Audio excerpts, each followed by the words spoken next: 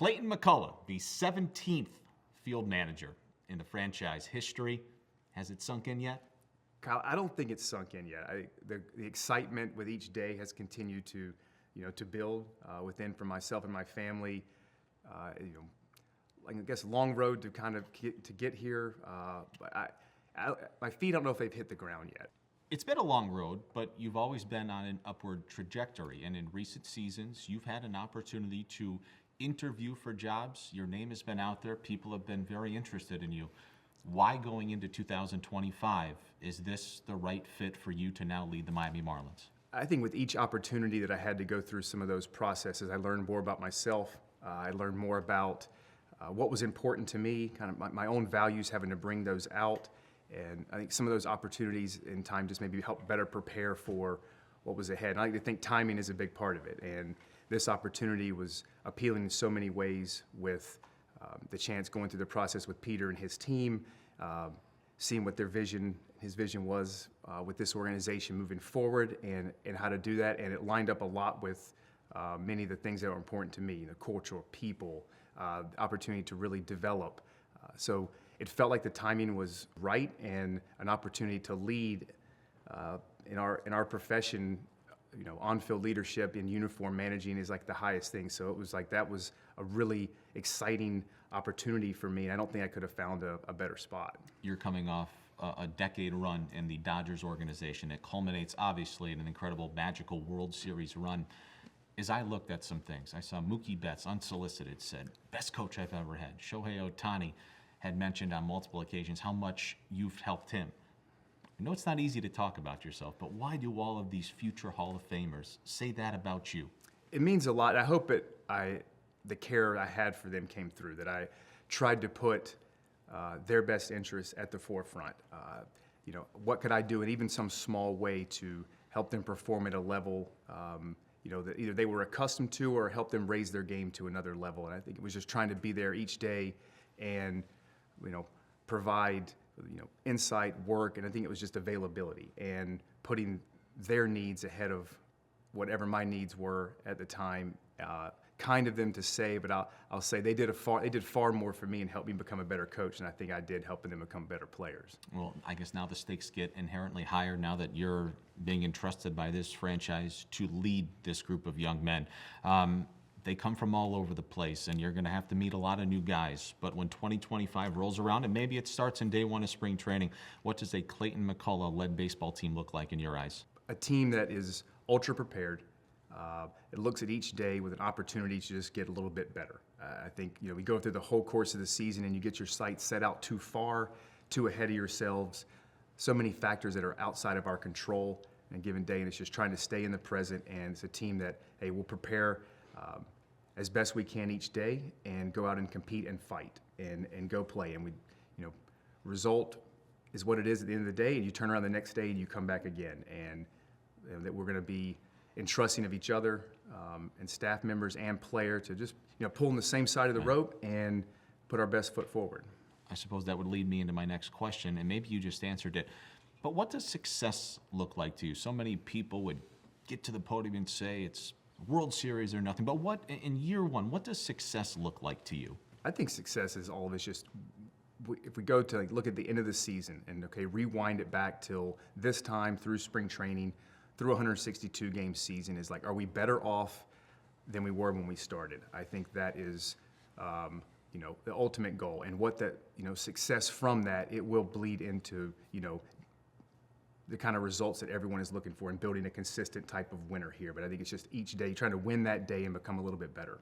As you get situated here into your new office, to me it would seem overwhelming, but where do you start with this whole thing? There are dozens, 40, 50, 60 players you're going to want to get to know on a personal level, a staff to build. Where do you begin with this whole process? I wish I could add more time to the day, but unfortunately it is. I mean, people, players, we do this game for the players. I love players, so I is trying to, as quickly as I can, get in touch with players that we currently have on our roster, just put myself out there. I realize that building relationships takes time, but I got to take the first step. So, trying to put myself out there, and as well, we have we have a lot of staffing to try to put together. So it's juggling several balls in the air. It's kind of the responsibility of this gig. We have, a lot going, but the beautiful part is it's all exciting things. Like, I think there's just, everyone is very, very excited about what we're, going to build, and, just taking it one day at a time.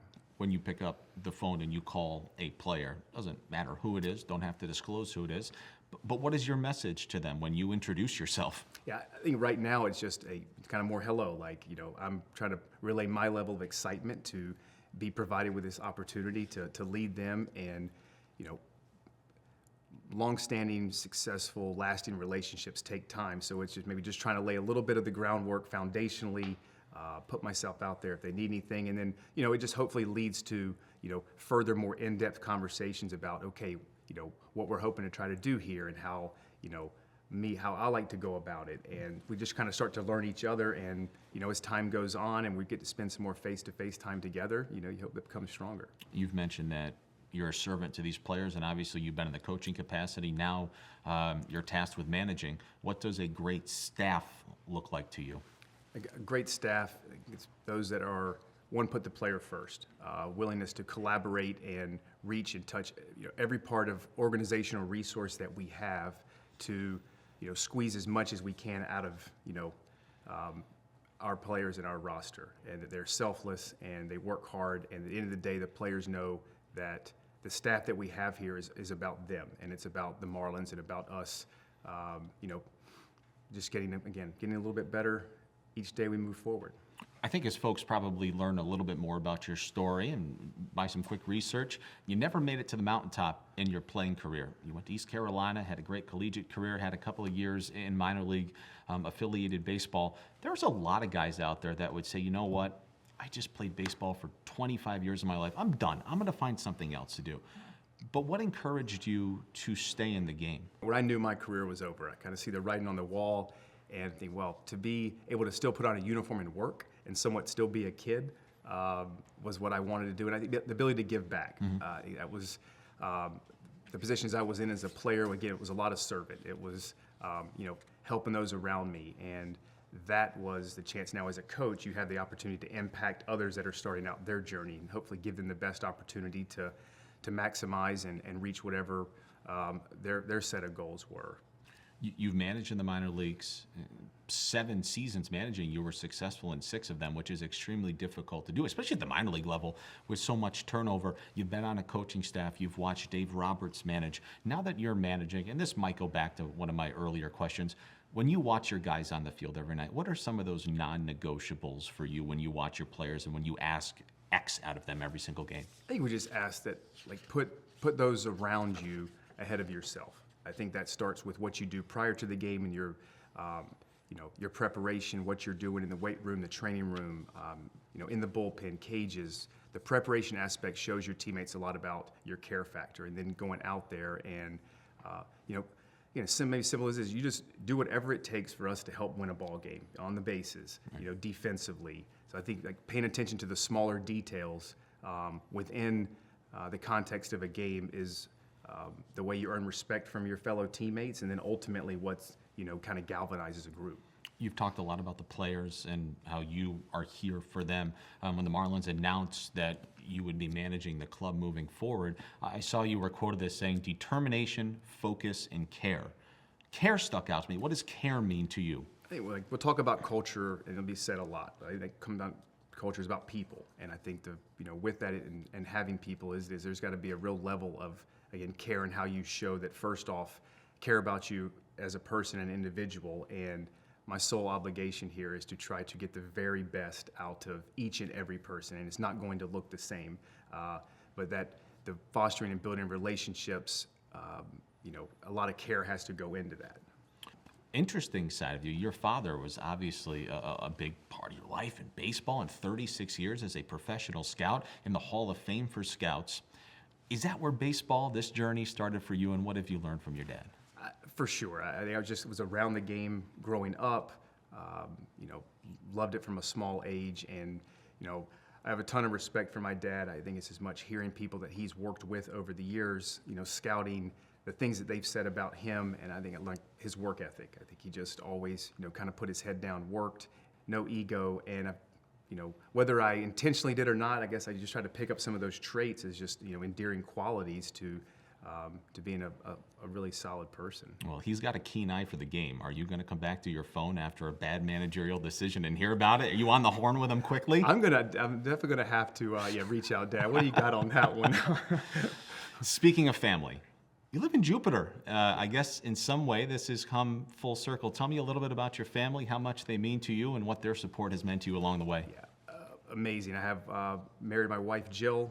We have 3 young kids, a daughter, Carson, who's 10, son, Kyle, turning 8 tomorrow. So happy birthday to Kyle, and 5-year-old daughter, Quinn. And we've been in Jupiter 10 years now. It's become our home. We feel like we've, you know, betted ourselves more into the community year after year.